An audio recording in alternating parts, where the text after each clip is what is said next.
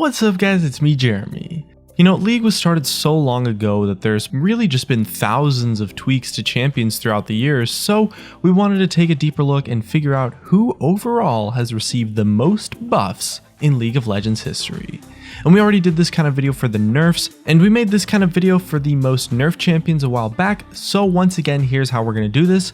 We give 3 points for a champion for every large buff they've received, 2 points for every medium buff, and of course 1 point for every small buff, and then we use that to get sort of like a total buff score overall, and then we can slap them in order, and we get a pretty solid top 10 for the most buff champions in the history of League of Legends. And if we hit a tie, we give it to the champion with the most total buffs overall, and if there's still a tie, we'll give it to the champion with the most large buffs. And it did seem like the best way to get a good feeling for how buffed the champions really were overall. And a huge shout out goes to ProGuides.com for helping me out with the editing on this video today. They recently released a new service that allows you to ask questions to higher ranked players and get a response almost instantly actually. And I think it's pretty damn cool, but you don't have to take it from me because they actually have a free trial that gets you full access, so you can check them out and decide for yourself if you like it or not.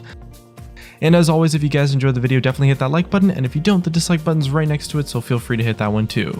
So coming in at number 10 is Gangplank with a buff score of 21. So he's actually had a ton of small buffs and a couple of medium ones, but the real juicy buff ended up being his recent rework in patch 5.14. So before his rework, Gangplank wasn't entirely anything special. I mean, he ate his oranges, poked with his Q, and got a little bit crazy with crits later on in the game, but of course after his rework, he got one of the craziest mini games in his kit that turned him into an absolute monster. You know, the new kit lets him drop barrels that explode, and that he can explode using his old Q, and they upgrade his ult as well with the new currency exclusive to Gangplank, and overall it ended up with him being a hugely contested pick in competitive play because he had so much power, and a well-timed barrel would now let him destroy an entire enemy team, and he could change a game with his ultimate, getting early picks across the map. At number 9, we have another champion that tops out at a total of another 21 buff score, which is Veigar, but he takes the number 9 because he wins the tiebreaker since he has more overall buffs.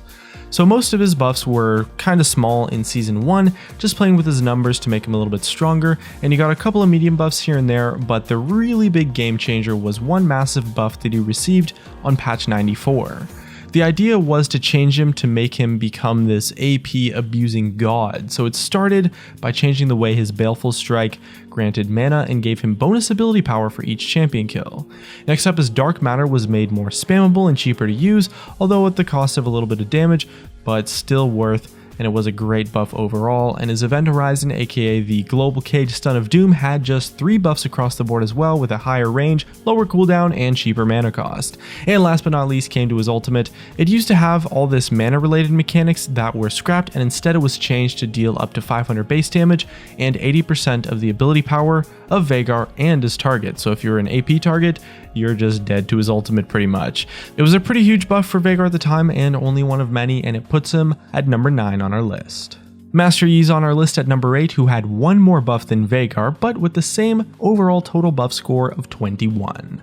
So the buff that we really care about was the massive buff that he got on patch 85, and similar to Veigar and Gangplank, it was really kind of just like a mini rework almost in a sense to each one of his abilities that made him way stronger overall.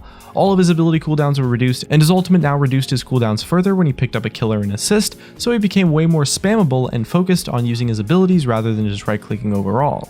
He was changed a little in the right-click sense though. You know, we got an attack range buff, and his passive was changed to give him the double attack on the 7th attack rather than being like a % chance before, so it was less like a crit and became more like a proper double-dub attack, which was great for on-hit items as well.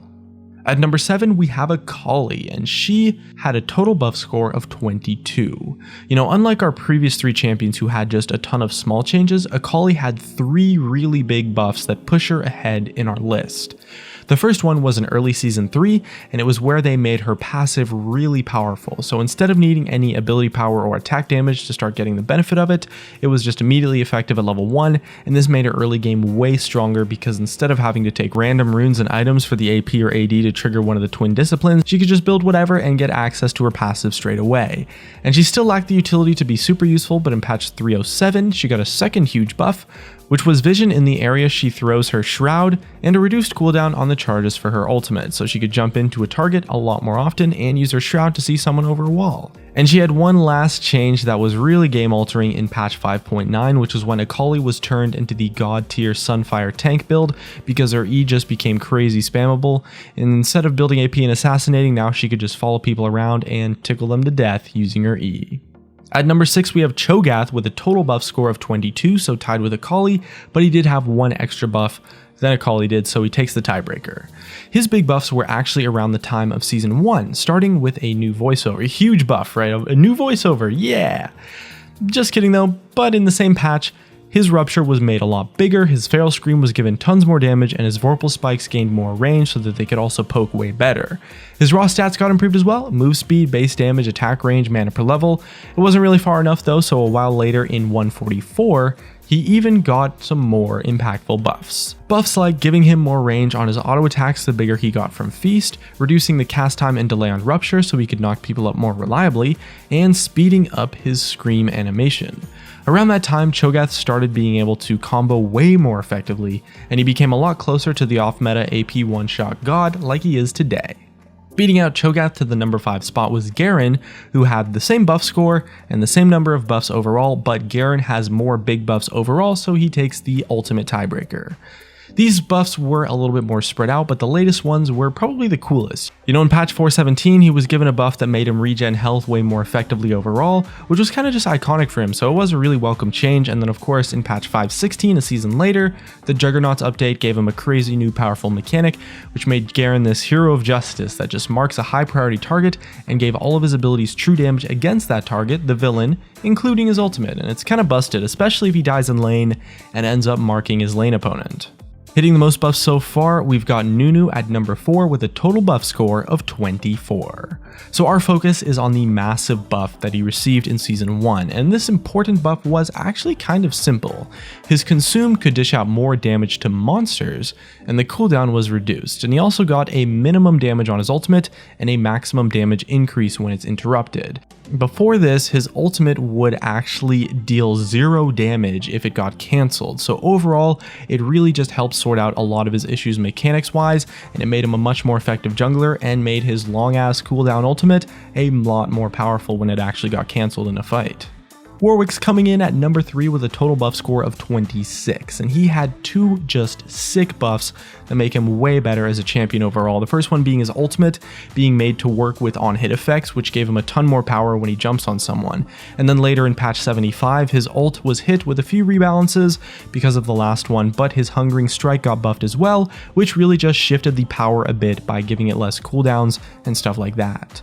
Warwick's big buffs weren't necessarily as impactful as some of the other champions on our list, but he had so many buffs over the years that he's definitely worth mentioning, and it's probably time he got a proper rework as well, but he does top our list at number 3. In second place, we have Tristana, who has a total buff score of 27, thanks to her buttload of just overall big buffs. So the buff she received in week 4 gave her some more attack range to go on top of her previous buff, and a 150 increase of range was just huge. And in week 3, she got tons of attack speed from Rapid Fire and some changes to her ultimate that made it a lot more useful for knockbacks and usable more often overall. And next up was another buff down the line in May 2009, and I don't think anyone can question the real size of this one, because it was when they removed her old rendering shot ability to give her an entirely new ability on her W, and that ability was Rocket Jump. So of course, Rocket Jump is an incredibly powerful ability that Tristana has used throughout the years, and before that she was completely immobile. So just getting that mobility tool was insane and really put Tristana into the competitive spotlight.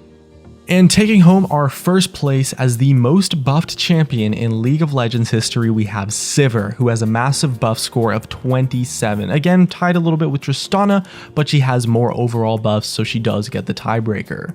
And the really big buff that Sivir received gave her way more attack speed bonus, up to 90% from only 65 on her ultimate, and it gave her 1/3 of that attack speed to her allies as well, which was a pretty crazy change that just made her ultimate a much more powerful tool overall. And on top of that, she also started to get mana back from blocking an ability with her spell shield finally, and she could use it even more often thanks to her reduced cooldown. Most of her buffs were all during the alpha phase or season 1, so they're definitely a lot older buffs on average, and a lot of you guys might not remember them, but she definitely still takes the top of our list, rightfully so, according to the statistics, and older buffs are worth just the same as buffs today in terms of the history books, so it turns out that Sivir is the most buffed champion in League of Legends history so far. And that wraps up the list. Again, this list went all the way up to patch 6.16, so if you're watching this a couple months from now, it might have changed, but overall probably not, because the thing is that the champions that didn't actually make the list are quite significantly far behind in the total buff score. So looks like that's gonna be it for me. If you enjoyed the video, drop a like. If you didn't enjoy the video, the dislike button's right next to it, so feel free to drop one of those too. Subscribe if you want. Thanks for watching, and I'll see you guys next time.